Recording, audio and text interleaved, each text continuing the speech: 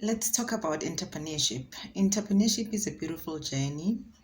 It's a journey that unlocks your potential. There is everyday learning in business, partnering with experts, learning from people who have walked the journey before.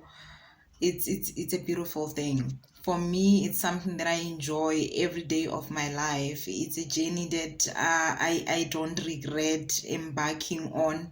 I am so grateful to the youth of 1976 for fighting so much for us that today we are able to run successful businesses. We should also be fighting to ensure that we have sustainable businesses that will also assist the future youth of this South Africa. And we should also be fighting to make sure that our economy is stable enough. It's all thanks to the youth of 1976. June 16 means quite a lot for me because I believe that I am here today. I am free today to trade, to run a business because of their efforts. Thank you.